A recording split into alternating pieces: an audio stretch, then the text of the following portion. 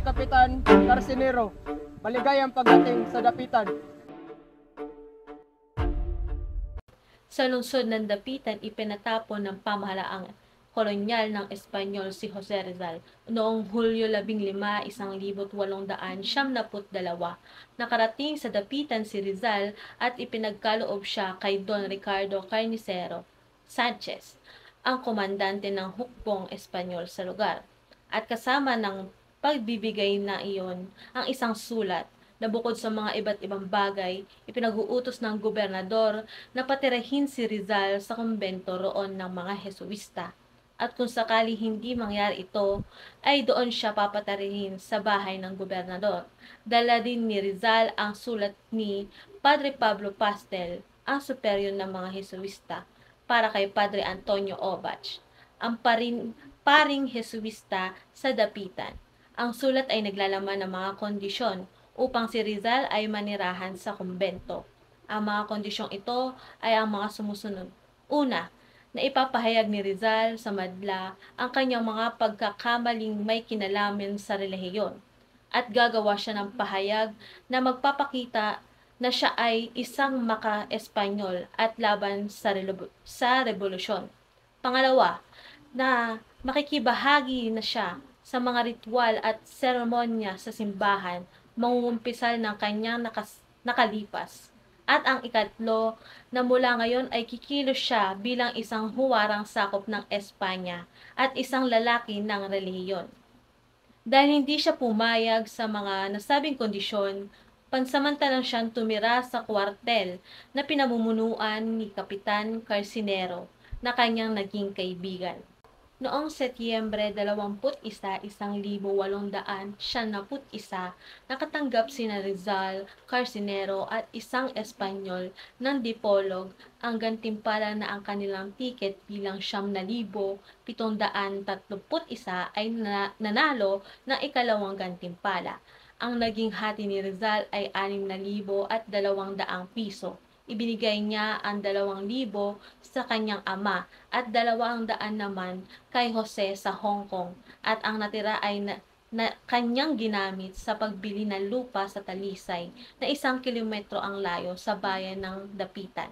Nag-umpisa ang debate noong nagkaroon ng isang mahabang sulatan sina Rizal at Padre Pastel kasama ang librong Sarda patungo sa usaping pangrelihiyon na naglalaman ng mga paniniwalang pangrelihiyon ni Rizal, na ginagamit ng mga praile ang relihiyon sa pangsariling pakinabangan.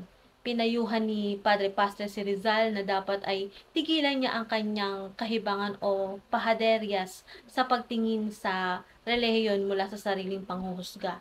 Ayon kay Padre Pastel, ang paniniwala sa Diyos ay higit pa kaysa anumang bagay. Kailangan ng tao ang patnubay ng Panginoon. Malabo ang pagtatapos ng debate ng dalawa, ngunit nanatiling mabuting magkaibigan si Rizal at Padre Pastel.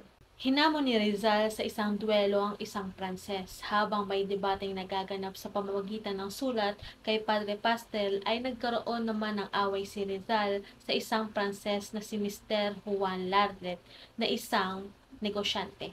Hinamon siya sa duelo dahilan sa pagbebenta kay Rizal ng mga kahoy na mababa ang kalidad.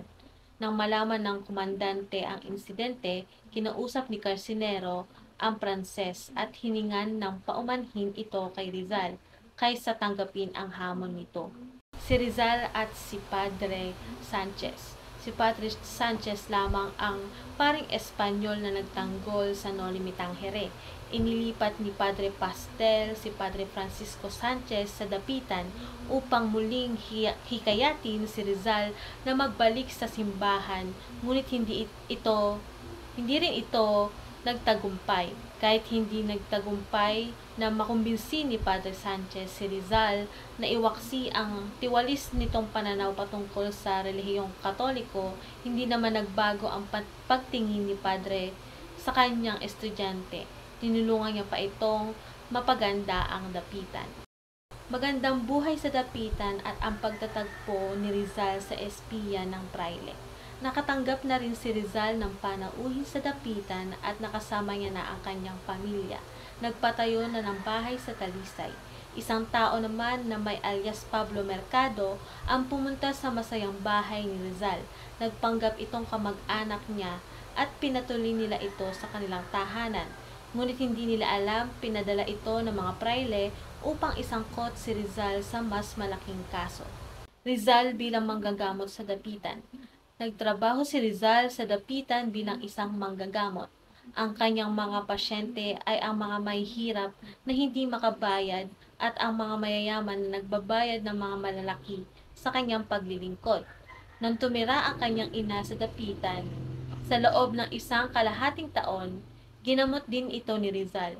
Nakilala ang kahusayan ni Rizal sa paggagamot kahit na siya ay nasa dapitan.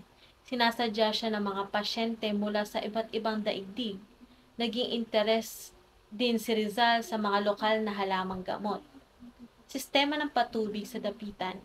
Itinayo ni Rizal ang isang sistemang patubig sa dapitan upang magkaroon ng malinis na tubig sa bawat bahay ng dapitan.